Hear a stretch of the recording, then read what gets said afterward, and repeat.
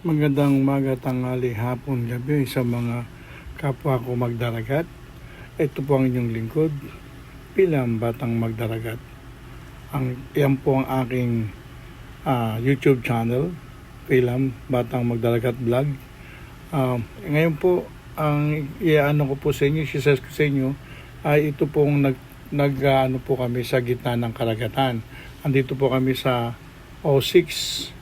Yan po, ito pang O6 yan po yung aming first engineer. Andito po kami, nagpipiknik po kami dito sa cookout. Yan ang second engineer namin. Ito po yung isa ay chief engineer.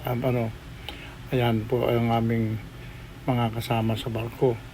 Yan po, yan ang aming isang isang repair engineer at yung assistant niyang repair na babae. Yan po, yan. At ito po yung mga kasama ko, yung wiper na yan, at yung DMAC, yan. Yung lalaki, ito yung babae na wiper. Itong katabi niya ay yung DMAC. Yan po yung mga kadete na kasama namin. Yan po yung buhay namin ngayon dito. Ngayong hapon po, alas 6 ng gabi po rito sa gitna ng karagatan. Malayo po kami sa nearest land. Siguro nasa 100 miles away po kami. Yan. Yan po. Ito po yan. Ito po yung O6 sa stern. Yan. Yan po, nagbabarbecue po kami yan. Nagkakasayahan po kami dito. So, yan po ang aming ginagawa. So, sa mga subscriber ko po, marami pong salamat sa pagsusubscribe nyo sa akin. At marami pong salamat sa inyong lahat.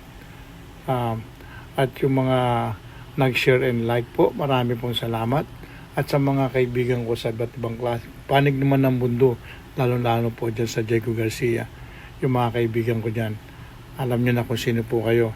Yan sa Transpo at yung kinakainan ko every Sunday dyan sa village.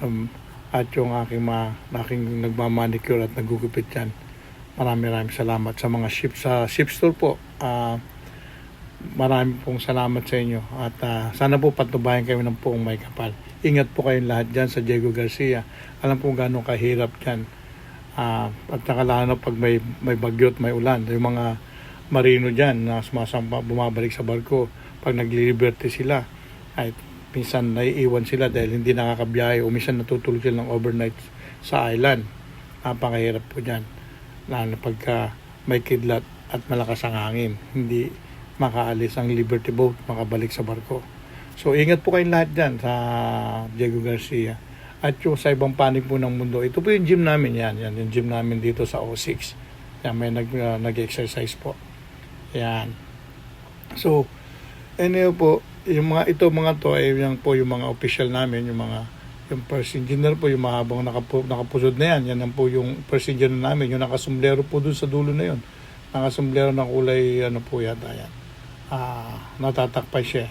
So, mamaya po, pakilala. Ayan po, yan ang first engineer namin. Yan, yung first engineer na yan. Yun po yung mate namin, yung third mate. Yan po yung nakasandal sa may bar. At ito po yung aming kadete. Yan, ito po. Yan, yung nakasumiinom na yan, kadete namin.